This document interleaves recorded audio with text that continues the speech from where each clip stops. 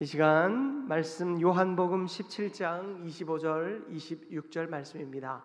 요한복음 17장 25절 26절 말씀 신약 177쪽쯤에 있습니다.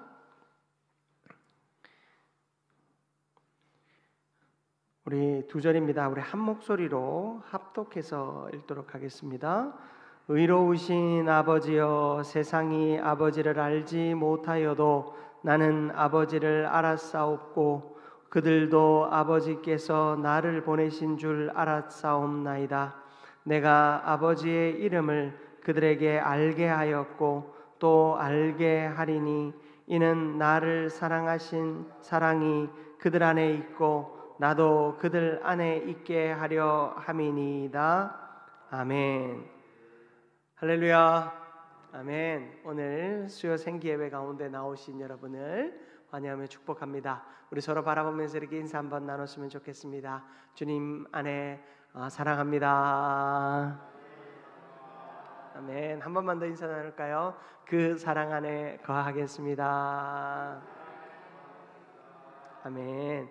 오늘 우리가 계속해서 살펴보았던 예수님의 대제사장적 기도, 그 마지막 주제인 사랑 안에 거하기를 위한 기도라는 제목으로 말씀 전할 때 은혜 받는 우리 모두가 되시기를 바랍니다. 지금 이스라엘과 중동의 전쟁, 사실은 지금 눈에 보이는 것보다 그 전쟁은 아주 깊은 관계의 문제와 그 틀어짐의 고를 가지고 있습니다. 과거 1967년에 6.1 전쟁이라는 것이 이스라엘과 아랍 사이에 있었습니다. 그 6.1 전쟁은 겉으로 볼 때는 이스라엘이 아랍을 향하여 완전한 승리를 거둔 것 같아 보였습니다. 그러나 그 6.1 전쟁 이전부터 그리고 그 이후에도 끊임없이 이 아랍과 이 이스라엘은 갈등하였습니다. 그들이 갈등하는 것은 단순히 영토의 문제가 아니죠. 그들의 존재의 문제를 건 싸움이었습니다. 하나님이 천지를 창조하시고 또 그 역사를 이루어 가실 때 성경은 그 이스라엘을 중심으로 그 역사를 기록하고 있습니다. 그러다 보니 이 두 아랍 국가 사람들과 이 이스라엘 사람들의 이 갈등 관계는 형제의 갈등에서부터 시작하여 끊임없는 그 관계의 문제들을 이야기하고 있었습니다. 이 싸움은 끝나지 않았고 앞으로도 끝날 것 같이 보이지 않습니다. 이들은 자신들의 존재, 바로 하나님의 백성으로서의 존재, 또 알라의 백성으로서의 존재, 그리고 그들이 살아가는 목적과 방향과 방식과 또 그들 스스로의 삶을 판단하는 그 잣대와 그 모든 것이 다릅니다. 그러다 보니 그들은 끊임없이 갈등합니다. 그 스스로의 존재, 아니 상대의 존재를 위협하는 그 모든 일들을 놓고 파괴와 파괴를 끊임없이 행하고 있습니다. 그 결과 참혹한 상실과 깊은 상처만 남고 있지요.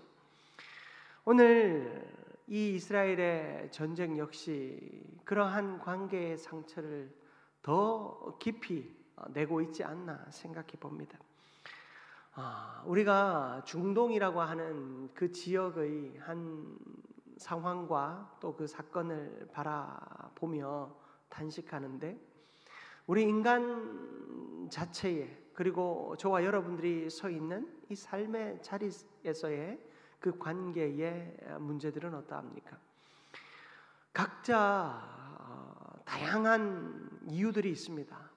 그리고 살아가는 방식이 있고 또 그 속에서 나름의 싸움의 이유들이 있죠. 자신의 존재를 지켜내기 위하여, 또 그 자신의 가족과 또 그 공동체의 그 존재를 지켜내기 위해 고군분투합니다. 영적인 영역은 어떠합니까? 하나님은 우리에게 세상과 싸울 것을 지시하셨습니다. 왜냐하면 이 세상은 죄악이 관영하여 있고 언제나 우리를 넘어지게 하려 하기 때문입니다. 우리가 살려면 세상과 싸워야 하고 우리가 살려면 저 죄악과 싸워야 하는 것입니다. 바깥에서 오는 죄가 다인가요? 아니죠. 여러분, 우리의 내면에서부터 언제든지 솟아오르는 그 죄악된 본성과 그 죄악의 방향성과 경향성을 우리는 내버려 둘 수가 없습니다. 한순간만 내버려 둬도 우리의 욕심과 우리의 욕망과 우리의 화와 우리의 분이 그 목구멍을 통해 나타납니다. 이런 갈등의 문제 앞에서 예수님께서는 그 십자가에 달리시며 우리에게 그 해답을 주고 계십니다. 예수님이 십자가를 지시는 것 역시 악한 사탄의 권세와의 싸움이었습니다. 예수님이 십자가를 지셔야지만이 죽으셔야지만이 승리할 수 있었기 때문입니다. 예수님께서는 영원한 승리, 그것도 예수님의 승리가 아니라 저와 여러분의 승리를 위해 자신을 희생하시고 십자가의 고통에 내어주셨습니다. 오늘 우리는 이 말씀을 통해 예수님께서 우리에게 왜 싸움을 싸우게 하셨는지, 그리고 이 싸움의 끝에 예수님께서는 왜 사랑을 이야기하고 계신지 오늘 말씀을 통해 깨달는 은혜가 있기를 주님의 이름으로 축복합니다. 첫 번째로 우리가 살펴볼 것은 예수님이 우리에게 사랑을 이야기하신 이유는 아버지를 아는 지식으로 살아가야 하기 때문입니다. 여러분, 예수님의 이 대제사장적 기도의 맨 마지막을 우리가 봅니다.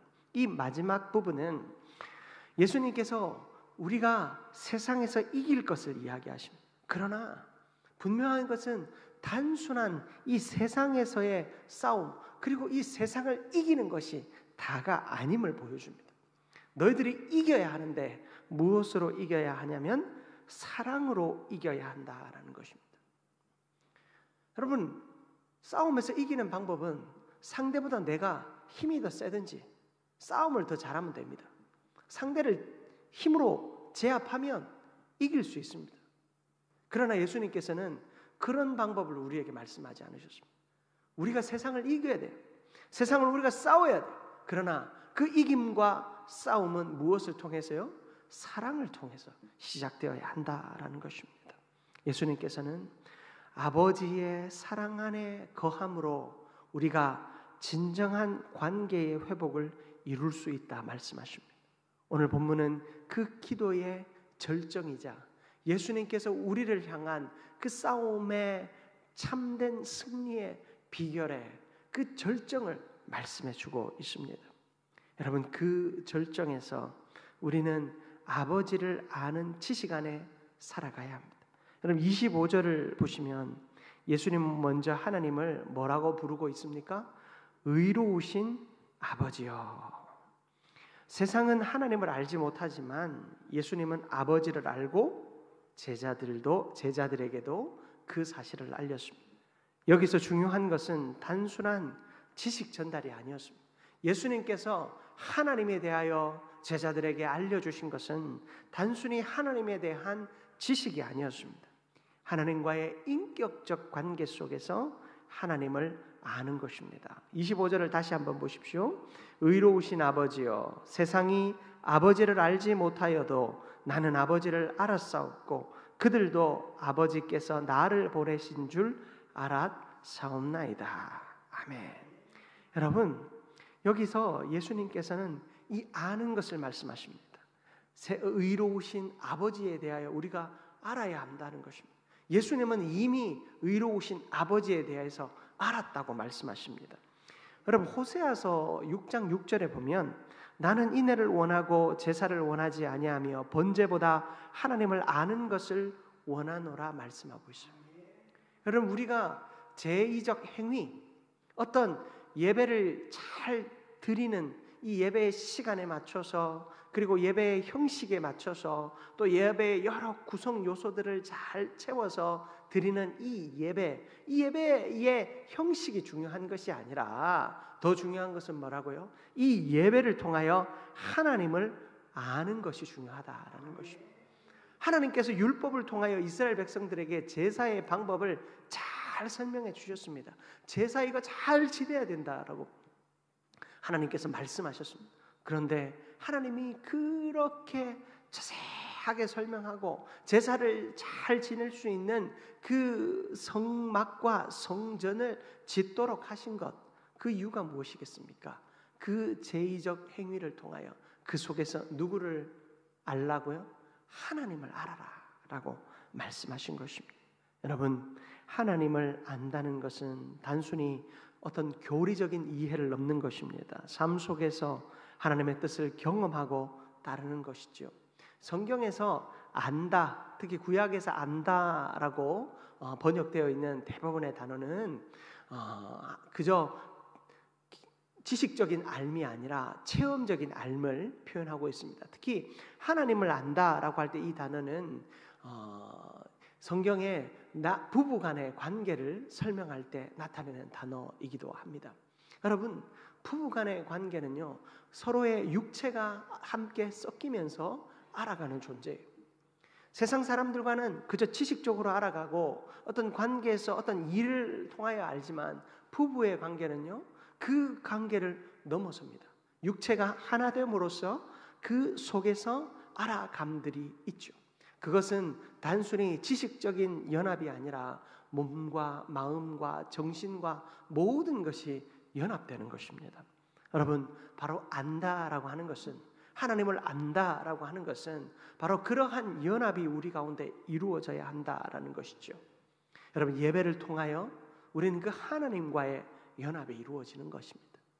여러분, 이 하나님과의 연합이 예배를 통하여 이루어질 때, 여러분, 우리는 하나님을 날마다 경험하고 그 하나님을 알므로 하나님의 뜻대로 살고자 했습니다. 여러분, 부부간의 관계를 눈빛만 봐도 아는 사이라고 이야기하잖아요. 여러분, 눈빛만 봐도 안다라는 것이 무엇이겠습니까? 설명하지 않아도, 말하지 않아도 그 모든 삶의 맥락이 서로 연결되어 있기 때문에 여러분, 우리는 다 헤아려 갈 수 있는 것입니다. 극히 제한적인 우리 인간도 부부관계를 눈빛만 봐도 안다라고 표현하는데, 하나님과 우리 사이는 어떻겠습니까? 여러분, 우리는 하나님과 우리 사이가 눈빛만 봐도 아는 사이가 될 수 있기를 바랍니다. 우리의 기도가 성장하고, 우리의 예배가 성장하고, 우리의 신앙생활이, 신앙의 삶이 성장해 가는 것은 바로 우리가 하나님을 깊이 알아가면 갈수록 가능해지는 것입니다. 목사님, 제가 교회를 참 오래 다녔는데 신앙생활 하는 것이 참 어렵습니다. 여러분, 그 얘기는요, 교회를 오래 다녔기만 하기 때문이에요. 예배를 통해 하나님을 깊이 만나고자 하는, 여러분, 우리의 신앙의 온전한 열정과 열망이 빠져 있었던 거예요. 교회는 나오는데 피곤한 몸을 그대로 이끌고 와서 허구한 날 좁니다. 피곤하면 졸 수도 있고, 목사님의 말씀이 재미없어 졸 수도 있지요. 그러나 허구한 날 자는 것은 다르죠. 내가 이미 하나님을 만날 생각과 마음이 없는 채로 오는 겁니다. 여러분, 전도해 보셨잖아요. 해보면 특히 가까이 우리 자녀들 한두 번쯤은 경험해 보셨을 거예요. 예배 자리에 앉혀놓는데 이 은혜 받을 마음이 없이 와요. 그러면 계속 의도적으로 딴짓해요. 발 쓰기도 하고 만지작거리기도 하고, 옆에서 보면 막 속이 타죠. 저도 새벽에 나올 때 아이들이 자꾸 이렇게 대놓고 자는 거예요. 그래서 한마디 했어요. 예배 드리러 가는 거야. 피곤하면 잠도 올 수 있지만 대놓고 자는 거 안 돼. 이제 아침에 나올 때마다 가르칩니다. 여러분, 우리가요, 하나님을 만나고 이 예배할 때 말씀을 듣고 은혜를 누리고 기도할 때 기도하고 찬양할 때 찬양하는 것. 제가 부교육자로서 10수년간 있는 동안 교육자들 가운데요, 그런 교육자들이 있어요. 앉아서 찬양을 안 하는 거예요. 이렇게 교육자들은 보통 뒤에 이렇게 앉아 있잖아요. 그렇게 앉아 있으면 찬양을 안 하는 거예요. 찬양 시간에 찬양을 하지 않아요. 그런 사역자들은요, 제대로 된 사역자가 없었어요. 한 번도. 인격적 문제를 일으키든지 겉으로는 강단에서 설교도 잘하고 성도들 앞에서 정말 멋지게 참 칭찬받을 만큼 멋지게 사역하는 것처럼 보입니다. 그러나 무엇 하나가 빠져있는 사람들이 있어요. 기도하지 않는 교육자들도 있어요. 기도하는 자리는 늘 피해서 도망다니는 사람이 있고, 설교 시간에 늘 무슨 일을 하는지 돌아다녀요. 교육자들이 할 일이 그거긴 해요. 성도들이 말씀 듣고 예배할 때 그 일들이 잘 진행될 수 있도록 신경 쓰고 앞뒤로 좀 다니면서 문제는 없는지, 어려움을 겪고 있는 성도들은 없는지 돌아보고 지켜보는 거. 하지만 말씀에 집중하며 또 은혜에 집중하며 그 직무를 감당하는 거랑 싫어서 그냥 나도 모르게 거기에 그게 싫어서 안 하는 거랑은 다른 문제이죠. 여러분, 교육자들은 극단적이니까 제가 말씀을 드려요. 성도들 가운데에도 마찬가지예요. 교회 열심히 나오지만 설교 시간만 되면 끊임없이 딴짓하는 사람들이 있어요. 듣지 않겠다. 설교 시간만 되면 눈이 아파서가 아니라 그냥 의도적으로 눈을 감습니다. 여러분, 예배의 은혜를 누리고자 하면 내가 이 예배당에 나와 앉아있는 순간부터 이 예배당을 떠나는 그 순간까지 모든 것이 예배임을 기억해야 돼요. 찬양할 때 열심히 찬양하고, 여러분, 우리가 예배 드릴 때 찬양 시간은 다 넘기고 그냥 설교 시간만 되면 탁 들어오는, 그러면 안 되잖아요. 찬양할 때 찬양하고, 교동문 할 때 교동문도 읽고, 사도신경 할 때 신앙 고백도 하고, 말씀 읽을 때 같이 읽고, 말씀 들을 때 열심히 듣고, 또 찬양할 때, 봉헌할 때, 광고할 때까지도 여러분들이 모든 것을 열심을 다해 참여해야 되는 거예요. 여러분, 그것은 하나님과 우리 사이에 인격적인 교제가 일어나고 있는 그 순간에 대한 온전한 책임이에요. 여러분, 같이 대화하는데 제일 기분 나쁜 게 뭐예요? 한참 자기 얘기는 실컷 해놓고 내가 얘기하려고 하면 휴대폰 보고 있고, 이렇게 기분 나쁘잖아요. 이거 기분만 나쁜 게 아니고 상대방이 나를 인격적으로 존중하지 않는 거거든요. 경청하지 않는 거잖아요. 여러분, 이거는 기분만 나쁠 일이 아니고 그런 사람과는 교제도 하지 마세요. 바빠서 진짜 급해서 할 수 있죠. 하지만 만날 때마다 그런 사람이라면 제가 단언합니다. 여러분 인생에 필요 없는 사람이에요. 그런 사람은 만나지도 마세요. 하나님과 우리 사이에 우리가 그렇게 하면 하나님 보시기에, 하나님이시니까 내버려 두는 게 아니지, 하나님이시니까 봐주시는 거예요. 여러분, 하나님이시니까 우리가 하나님과의 그 인격적인 만남을 위해서 얼마나 최선을 다하는가. 다윗은요, 광야에서 시편 63편 1절에 보면 하나님이여 주는 나의 하나님이시라 내가 간절히 주를 찾되. 다윗의 마음은 어떠했냐면 간절히 주를 찾는 사람이었어요. 여러분, 다윗의 시를 보면 너무 화가 나서 쓴 시도 있어요. 악인의 형통, 하나님, 저 악한 사람들은 저렇게 잘 되고 부자 되고 저렇게 좋은 자리 차지하고 저 인생 너무 복 받는 것 같은데 나는 왜 이렇습니까? 하나님 앞에 한 시편 한 3분의 1은 다 그런 시잖아요. 그런데 다윗이 하나님을 향하여 그렇게 원망하고 부르짖었던 이유가 뭡니까? 하나님을 찾되 간절히 찾는 마음. 그럼 시편 63편 1절의 말씀을 깊이 묵상해 보십시오. 내가 하나님을 찾는데 간절히 찾았다는 거예요. 여러분, 우리가 하나님 앞에 나올 때 기도하러 나오는데 간절한 마음이 없으면 됩니까?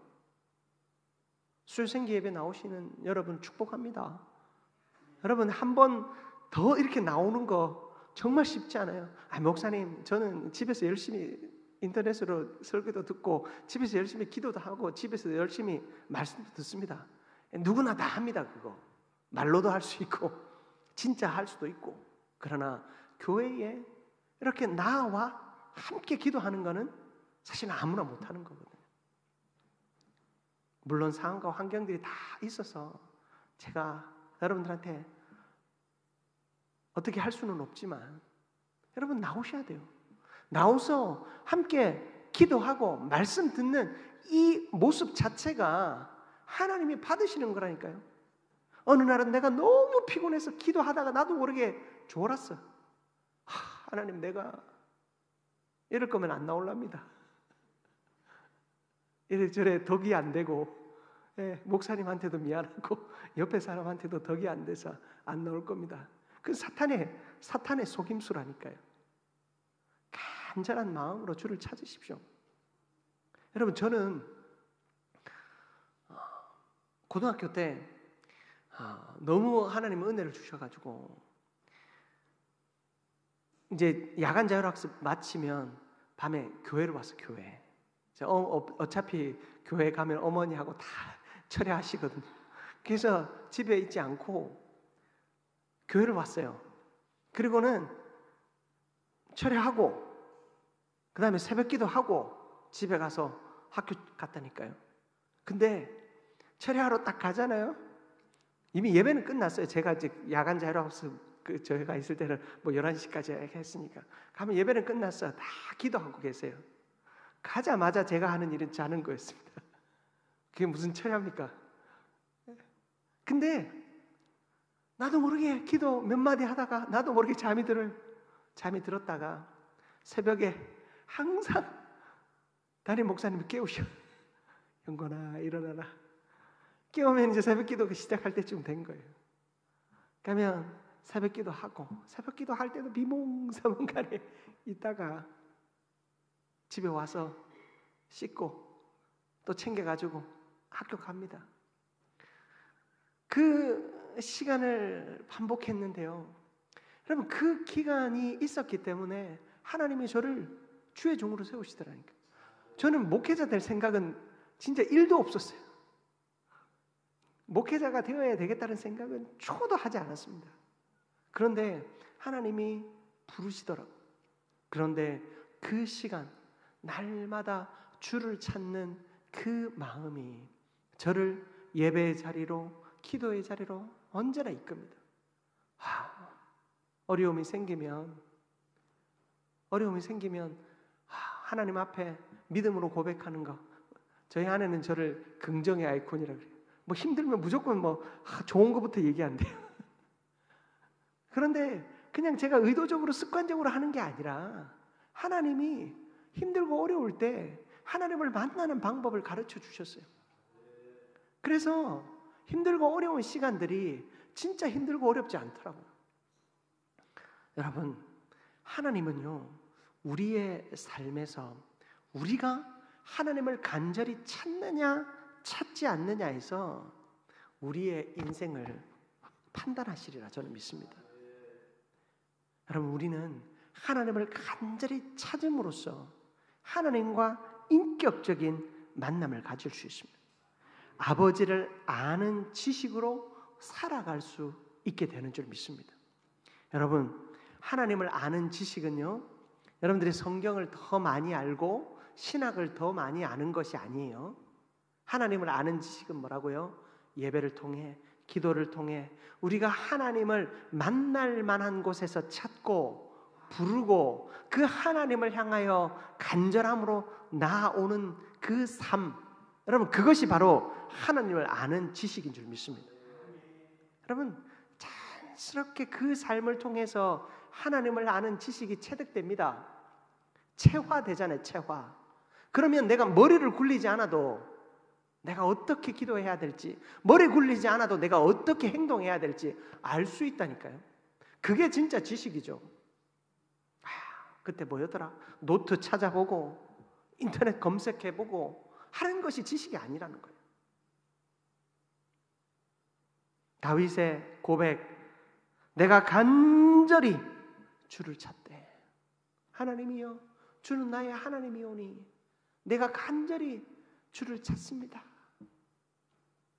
그렇게 하나님을 찾고 부름으로 그 하나님께서 주시는 그 지식으로 이 세상 안에서 그 세상과의 관계 속에서 나 자신과의 관계 속에서 승리하는 저와 여러분들 되시기를 축복합니다.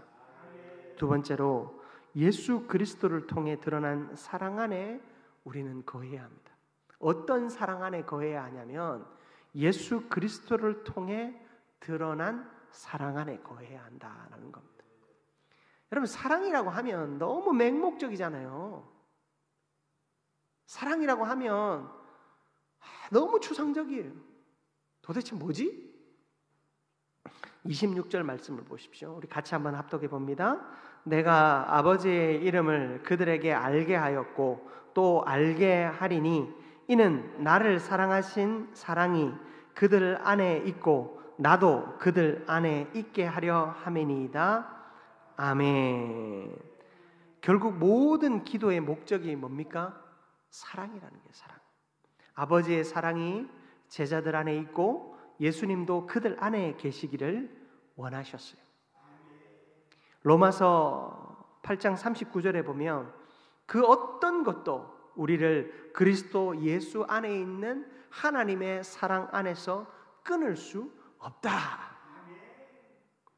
세상의 그 어떤 것도 예수 그리스도 안에 있는 하나님의 사랑을 끊을 수 없는 거예요. 사랑하는 성도 여러분, 초대교회 성도들은 이 사랑 때문에 핍박 속에서도 기꺼이 순교할 수 있었습니다.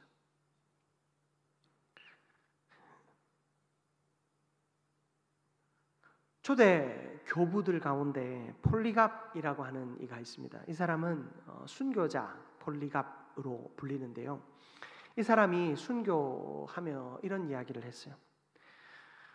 지난 86년 동안 주님은 나를 버리지 않으셨다. 그런데 내가 어찌 주님을 모른다 하리요. 자신의 믿음을 부정하라라고 하는 그 교회의 핍박 앞에서 그는 지난 86년 동안 하나님이 나 모른다 안 하셨고 지난 86년 동안 하나님이 나 사랑해 주셨는데 내가 어떻게 하나님을 모른다 하고 내가 어떻게 하나님을 사랑하지 않는다 말하겠습니까?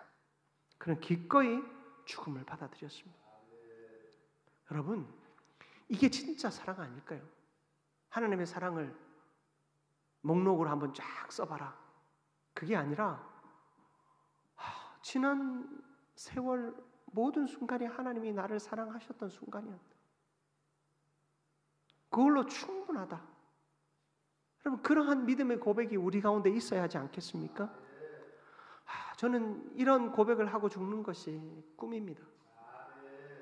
제가 마지막 날 하나님 앞에 부름받기 직전에 제가 얼마나 살지는 모르겠지만 그 인생의 날들 동안 하나님이 지금까지 나를 사랑해 주셨으니 그 사랑하는 하나님께로 내가 기쁨으로 나아가겠다.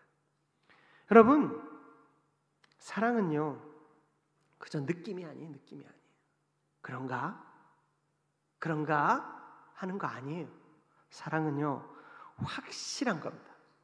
사랑은요 하나님이 내 안에 거하는 것이고 내가 하나님 안에 거하는 것입니다. 사랑은 삶입니다.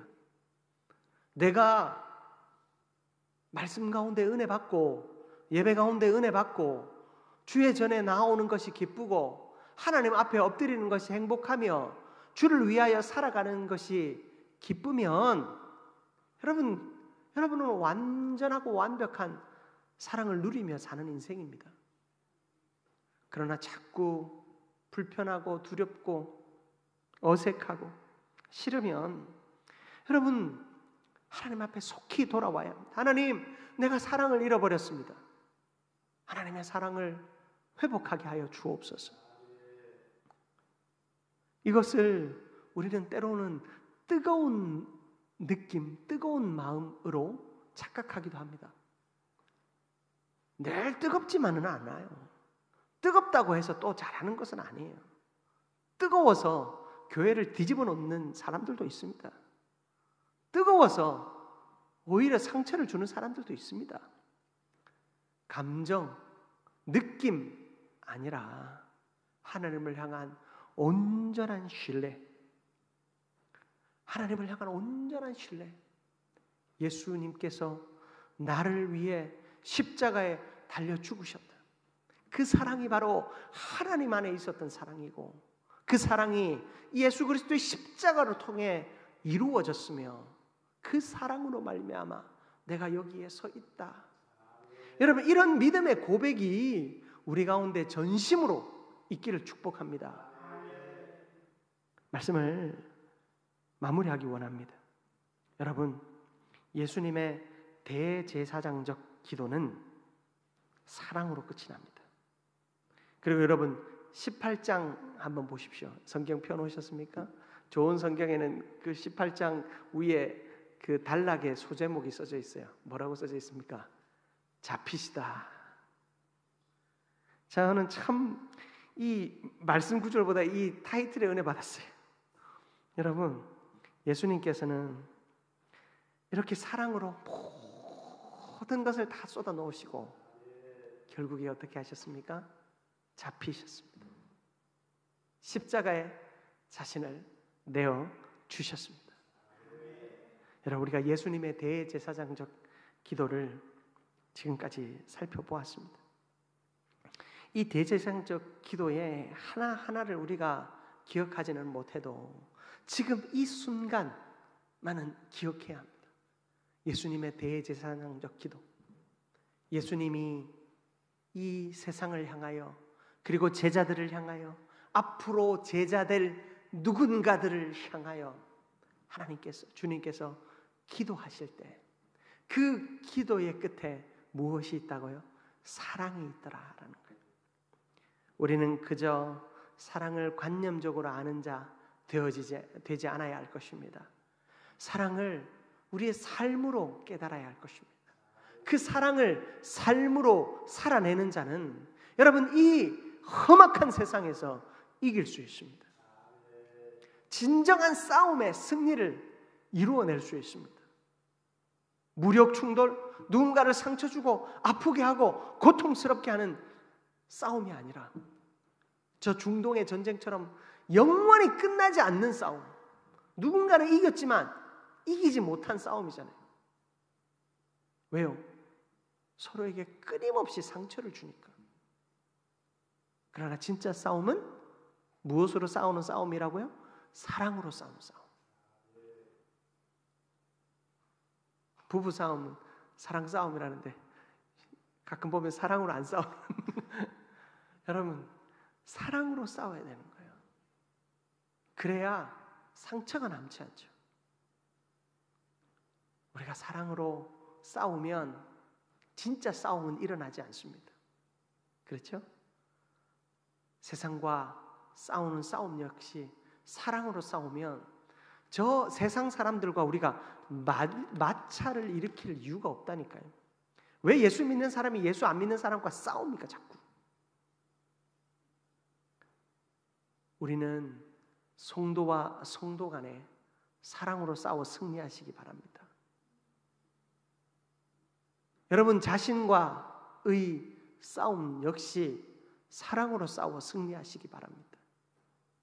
세상과 우리의 싸움 역시 사랑으로 싸워 승리하시기를 바랍니다. 그렇게 주님의 사랑을 예배를 통해 기도를 통해 알아가며 또한 실천하며 하나님의 역사를 온전히 이루어내는 우리 모두가 되기를 주님의 이름으로 축복합니다.